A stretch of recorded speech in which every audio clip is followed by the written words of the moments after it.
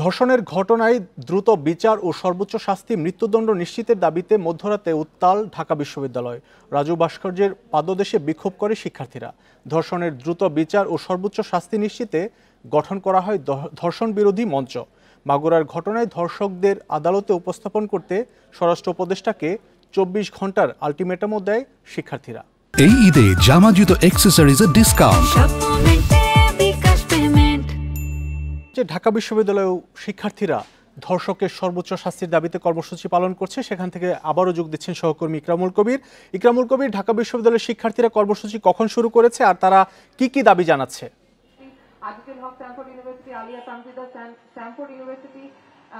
ঢাকা বিশ্ববিদ্যালয় অপরাজেয় বাংলার সামনে কিন্তু আজ বেলা 11টার দিকে এই কর্মসূচি শুরু হয়েছে বিশ্ববিদ্যালয় শিক্ষক নেটওয়ার্কের ব্যানারে। এখানে আসলে বিশ্ববিদ্যালয়ের শিক্ষকদের পাশাপাশি কিন্তু শিক্ষার্থীরাও রয়েছেন।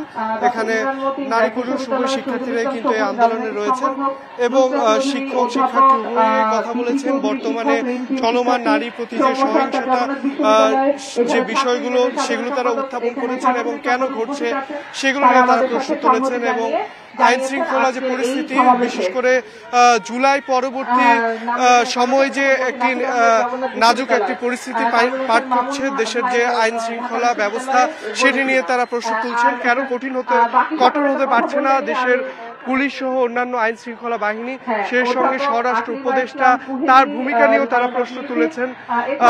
বিশেষ করে শুধু আইন শৃঙ্খলা বাহিনী নয়, আমাদের যে মানবিকতা বোধ সেটি নিয়েও কিন্তু কেন আমরা আসলে সোচ্চার হচ্ছি না, আমাদের মানবিকতা বোধের পরিবর্তন কেন আসছে না সেটি নিয়ে শিক্ষকরা কথা বলেছেন। কারণ বিশেষ করে মাগুরার আসিয়ার যে বিষয়টি সামনে এসেছে, সেখানে আপনারা দেখেছেন যে একটি শিশু, 8 বছরের একটি শিশু, এটি তিনি ঘরের মানুষের কাছে কিন্তু এমন একটি ন্যাক্কারজনক ঘটনার শিকার হয়েছেন।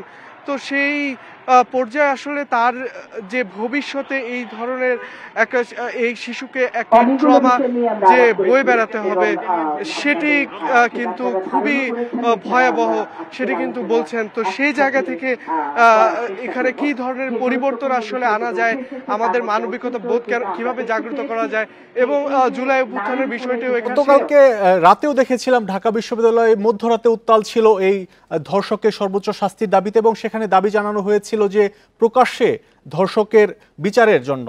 এরকম কোনো দাবি আজকে করা হচ্ছে কিনা? এবং এই যে পীড়ন যে হঠাৎ করে হয়েছে, কর্মসূচি কিন্তু এখনো চলছে।